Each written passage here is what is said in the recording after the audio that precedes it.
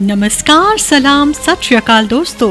Live life more show लेकर मैं diet and nutrition consultant Pallavi Jasal हाजिर हूँ all India radio Chandigarh FM पर। लिव लाइफ मोर शो आप तक लाया जाता है फोर्टिस हॉस्पिटल मोहाली के सहयोग से, जिसे आप सुनते हैं मेरे साथ हर गुरुवार सुबह 10:05 पर। हर दर्द को मिटाए, सारे रोग दूर भगाए, सेवा करे मुस्काए, दुनिया बेहतर बनाए। आका अपना हॉस्पिटल। दोस्तों, आपको नहीं लगता कि आज के बदलते मौसम में जब किसी को बुखार खांसी होता है तो ये चिंता सताती है कि कहीं ये सब लक्षण डेंगू के तो नहीं। वैसे देखा जाए तो ये डर बिल्कुल जायज़ है, क्योंकि दोस्तों आए दिन इसी प्रकार की खबरें आजकल सुनने को मिलती ही हैं। डेंगू मलेरिया के बारे में हमारे बीच जानकारी होना बहुत ज़रूरी है, और आप में से ही कई श्रोताओं ने हमसे ये रिक्वेस्ट की है कि हम इस प्रकार की बीमारियों के बारे में भी आपको जानकारी दें। और आप सबके अनुरोध पर दोस्तों हमने विशेष तौर पर अपने स्टूडियो में आमंत्रित किया है डॉक्टर विकास भूटानी को। डॉक्टर साहब नमस्कार और बहुत बहुत स्वागत है आपका लिव लाइफ मोर शो में। नमस्कार पल्लवी, और इस शो को सुनने वाले सभी श्रोताओं को मेरा नमस्कार। डॉक्टर साहब, आजकल मौसम में आए दिन बदलाव होता रहता है, और ऐसा देखा गया है कि इस सीजन में बहुत सी बीमारियां लोगों को हो रही हैं, जिनमें बुखार एक मुख्य लक्षण है। तो डॉक्टर साहब, आप अपनी रूटीन प्रैक्टिस में किस प्रकार की कॉमन प्रॉब्लम्स आजकल के बदलते मौसम में देख रहे हैं? आजकल हमारे पास malaria, dengue, flu, common cold ऐसी जैसी इलनेसेस काफ़ी देखने को मिल रही हैं। ये सीजनल इलनेसेस हैं। डेंगू मलेरिया ये मच्छर के काटने से होता है, तो आजकल ह्यूमिडिटी है, पानी खड़ा है, तो उस कारण मच्छर की ब्रीडिंग सीज़न है, तो ये जो इस डेंगू और मलेरिया को करते हैं, तो इसलिए आजकल ये चीज़ें ज़्यादा देखने को मिलती हैं। दूसरा चेंज ऑफ सीजन्स हैं, विंटर्स आने को हैं, तो फ्लू भी बहुत कॉमन हो जाता है, common cold and flu. Doctor साहब, इन सभी प्रॉब्लम्स में से जो बहुत ज़्यादा डर, बहुत ज़्यादा खौफ जिस प्रॉब्लम का है वो है डेंगू का। तो डॉक्टर साहब, किन लोगों को ये सस्पेक्ट करना चाहिए कि उन्हें डेंगू फीवर हो सकता है, यानी कि डेंगू के क्या लक्षण हो सकते हैं? ये मैं चाहूंगी कि आप विस्तार से हमारे श्रोताओं को जरूर बताएं।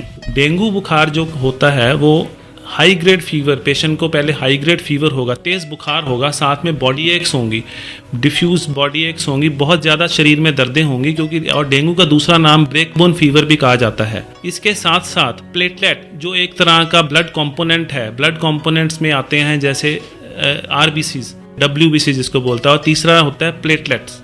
तो इसमें प्लेटलेट्स जो होते हैं वो कम हो जाते हैं डेंगू फीवर में, तो प्लेटलेट ब्लीडिंग को रोकते हैं, वो कम हो जाते हैं, और इससे ब्लीडिंग के अगर कम होने से ब्लीडिंग के चांसेस बढ़ जाते हैं, ब्लीडिंग बॉडी में कहीं भी हो जाती है।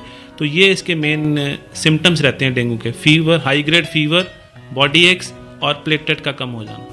डॉक्टर साहब, ये जो लक्षण है, अगर कोई मरीज महसूस करता है और वो आपके पास आता है इन लक्षणों के साथ, तो किस प्रकार के कॉमन इन्वेस्टिगेशंस आप उसके करवाते हैं ये कंफर्म करने के लिए कि पेशेंट को डेंगू है या नहीं? आजकल ऐसा किसी को बुखार के लक्षण हैं तो ये ज़रूरी है कि अपने डॉक्टर या फिजिशियन को जाके मिले। सेल्फ मेडिकेशन नहीं करना चाहिए, क्योंकि अगर डेंगू का बुखार है तो कुछ मेडिसिन जैसे एस्प्रिन जैसा वो हार्मफुल भी हो सकती हैं, जिनसे ब्लीडिंग बढ़ सकती है। तो यही बेहतर रहता है कि डॉक्टर के पास जाएं और डॉक्टर आप लोग क्लिनिकली एग्जामिन करे, ब्लीडिंग स्पॉट्स के लिए देखे बॉडी पे, और फिर आपके टेस्ट कराए, जिसमें से इंपॉर्टेंट टेस्ट आता है कंप्लीट ब्लड काउंट, जिसमें हम प्लेटलेट काउंट देखते हैं मरीज़ का। और डेंगू का एक स्पेशल टेस्ट, डेंगू का स्पेशल टेस्ट भी आता है जिसका नाम है डेंगू एंटीजन और डेंगू एंटीबॉडीज़, तो वो मरीज़ के ब्लड से किया जाता है। तो दोस्तों, डॉक्टर विकास भूटानी ने हमें बताया कि डेंगू के क्या लक्षण होते हैं, और ये कंफर्म करने के लिए कि पेशेंट को डेंगू है या नहीं किस प्रकार के टेस्ट करवाने चाहिए। अब हम बात करते हैं डेंगू के ट्रीटमेंट की। तो डॉक्टर साहब, किस तरह से इस बीमारी का इलाज आप करते हैं, ये आप विस्तार से हमारे श्रोताओं को बताएं। डेंगू के ट्रीटमेंट में हम कुछ, इसमें कोई इसकी स्पेसिफिक मेडिसिन नहीं होती है, सिर्फ फीवर को कंट्रोल करने के लिए पैरासीटामोल का टैबलेट दिया जाता है। एस्प्रिन को हम इसमें अवॉइड करते हैं, क्योंकि प्लेटलेट कम होने के कारण ब्लीडिंग का रिस्क बढ़ता है। डेंगू फीवर में जिस मरीज़ का प्लेटलेट काउंट 20,000 से कम हो जाता है, उस केस में हम प्लेटलेट ट्रांसफ्यूजन्स करते हैं। प्लेटलेट ट्रांसफ्यूजन्स दो तरह का होता है, एक रैंडम प्लेटलेट होता है और एक सेल सेपरेटर वाला प्लेटलेट होता है, जिसको हम प्लेटलेट एफेरेसिस कहते हैं। तो प्लेटलेट एफेरेसिस हैं वो कुछ ही अस्पतालों में इसकी सुविधा उपलब्ध है, क्योंकि ये थोड़ा डोनर से फ्रेश लिया जाता है और मरीज़ को ट्रांसफ्यूज़ किया जाता है। एक यूनिट प्लेटलेट एफेरेसिस से जो अंदाज़न प्लेटलेट बढ़ता है मरीज़ का, वो 20 से 25,000 के बीच में होता है। बट ये ज़रूरी नहीं है कि डेंगू के मरीज़ को उतना बढ़े, बिकॉज उसके अंदर वो डेंगू के एंटीबॉडीज़ प्रेजेंट रहते हैं जो कि प्लेटलेट्स को डिस्ट्रॉय करते हैं। डॉक्टर साहब, डेंगू को एक बहुत ही खतरनाक बीमारी हम लोग कंसिडर करते हैं, तो जिस सेंटर में हम मरीज को डेंगू के इलाज के लिए लेकर जाते हैं, उस सेंटर में किस प्रकार की फैसिलिटीज होनी चाहिए ताकि ऐसे रोगी का सही इलाज हो जाए और अगर कोई कॉम्प्लिकेशंस हैं तो उनसे भी निपटा जा सके? देखो, पहले तो मैं ये बताना चाहूँगा, जिसको भी डेंगू होता है उसको ज़रूरी नहीं कि उसको प्लेटलेट की ज़रूरत पड़े। कुछ ही मरीज़ होते हैं कि जिनमें प्लेटलेट काउंट बहुत कम हो जाता है, तो उसमें हम प्लेटलेट्स देते हैं। तो काफ़ी मरीज़ ऐसे भी हैं जो सिर्फ ओपीडी में इसका ट्रीटमेंट ले सकते हैं, लेकिन रेगुलर प्लेटलेट मॉनिटरिंग के साथ दिन में 2 बार प्लेटलेट मॉनिटरिंग करनी चाहिए, इसमें 5 से 7 दिन तक के लिए। अब जिस मरीज़ का प्लेटलेट कम हो जाता है, उसमें ट्रांसफ्यूजन के लिए उसको ऐसे अस्पताल में जाना चाहिए जहाँ पे सेल सेपरेटर की सुविधा उपलब्ध हो और आईसीयू फैसिलिटी हो, जहाँ पे मरीज़ को दाखिल किया जा सके अगर उसको ब्लीडिंग होता है मेजर कहीं से, और उसको कंट्रोल करने की भी सारी सुविधाएं उस अस्पताल में हों। डॉक्टर साहब, डेंगू का जो ताल्लुक है वो सीधा मच्छर से है, लेकिन अगर हम मलेरिया की बात करें तो मलेरिया भी मच्छर के काटने से ही होता है। तो डॉक्टर साहब, इन दोनों बीमारियों को कैसे हम डिफरेंशिएट कर सकते हैं? डेंगू और मलेरिया दोनों ही मच्छर से होती हैं, ये बात बिल्कुल सही है, लेकिन मलेरिया का हमारे पास स्पेसिफिक ट्रीटमेंट है, जैसे क्लोरोक्विन की टैबलेट्स हैं, कुनीन की टैबलेट्स हैं, तो वो हम उसमें दे सकते हैं। और मलेरिया में अक्सर देखा जाता है कि प्लेटलेट उतना कम नहीं होता है या बिल्कुल कम नहीं होता है जितना कि डेंगू में हम प्लेटलेट कम हो जाता है। तो मेजर डिफरेंस यही रहता है कि डेंगू में प्लेटलेट ज़्यादा कम होता है बजाय कि मलेरिया के अंदर। और मलेरिया के साथ मरीज़ को ज़्यादातर बुखार के साथ उसको सर्दी लगती है और उसका हमें स्पेसिफिक ट्रीटमेंट है, जैसे मैंने पहले बताया कि कुनीन की टैबलेट्स या क्लोरोक्विन की टैबलेट्स मलेरिया की टाइप के ऊपर जो निर्भर करता है। मलेरिया 2 किस्म का होता है, जैसे vivax malaria, falciparum malaria. Vivax malaria में हम ज़्यादातर क्लोरोक्विन टैबलेट्स प्रेफर करते हैं, और फैल्सीपैरम मलेरिया जिसमें हम की कुनीन की टैबलेट्स मरीज़ को देते हैं। फैल्सीपैरम मलेरिया का खास ध्यान दिया जाता है क्योंकि वो थोड़ा खतरनाक मलेरिया होता है और जो कॉम्प्लिकेशन में भी बदल सकता है। दोस्तों, हमने इलाज की बात तो कर ली, लेकिन आपने ये जरूर सुना होगा कि prevention is better than cure. तो इन सभी बीमारियों से हम अपना बचाव कैसे कर सकते हैं? अगर आप ये जानना चाहते हैं तो आपको कहीं नहीं जाना और बने रहना है हमारे साथ लिव लाइफ मोर शो में। हर दर्द को मिटाए, सारे रोग दूर भगाए, सेवा करे मुस्कालाए, दुनिया बेहतर बनाए।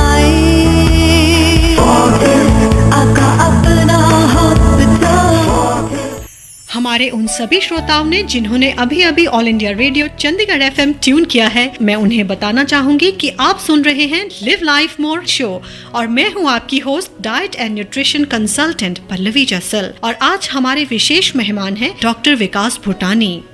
डॉक्टर साहब, ब्रेक से पहले आपने हमें डेंगू के ट्रीटमेंट के बारे में बताया, लेकिन मैं चाहूंगी कि आप हमारे श्रोताओं को ये भी जरूर बताएं कि किस तरह से इस बीमारी से हम अपना बचाव कर सकते हैं। Because डॉक्टर साहब, as it is rightly said, a stitch in time saves 9. Dengue और मलेरिया दोनों बीमारियों को बचाव के लिए हमें मच्छरों से बचाव करना पड़ता है, बिकॉज दोनों ही मॉस्किटो बाइट से रिलेटेड हैं। तो इसमें हमें मेन ये ध्यान रखना होता है कि तो कहीं भी हमारे घर के आसपास खड़ा पानी नहीं हो, बिकॉज ये जो इनका मॉस्किटो है वो स्टैंडिंग वाटर में ही ब्रीड करता है। कूलर अपने खाली रखने चाहिए या उनमें डेली पानी चेंज करना चाहिए। गमलों में पानी, ऐसे गमले नहीं होने चाहिए जिसमें पानी खड़ा रहे।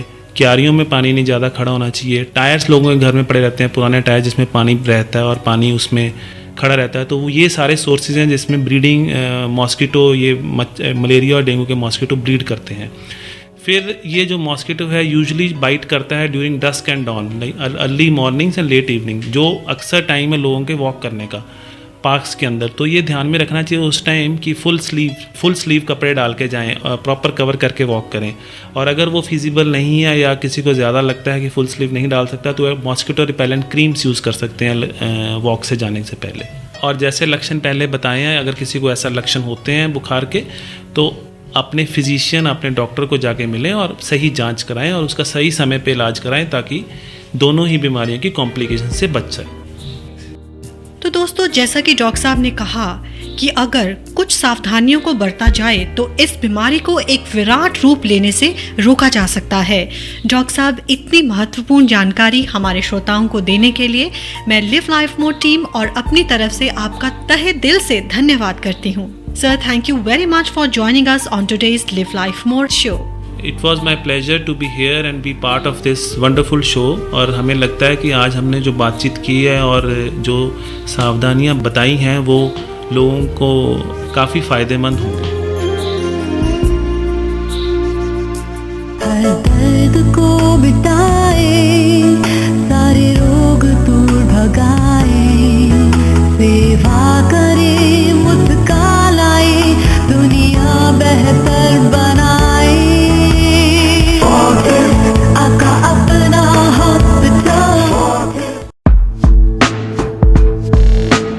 तो इसी के साथ दोस्तों, अब अपनी होस्ट पल्लवी जस्सल को दीजिए इजाजत। इंशाल्लाह हम फिर मिलेंगे अगले हफ्ते all India radio Chandigarh FM पर। और फ्रेंड्स, अगर आज के लिव लाइफ मोर शो के बारे में आप अधिक जानकारी चाहते हैं तो आप हमें अवश्य कॉल करें। हमारा नंबर है 9815196731। इस प्रोग्राम को ऑनलाइन सुनने के लिए लॉगिन कीजिए livelifemore.com या हमारा फेसबुक पेज facebook.com/livelifemoreofficial पर। So friends, this is your host Pallavi Jassal signing off, and till we meet again, take care and live life more. This program is conceptualized by Dr. Sandeep Jassal.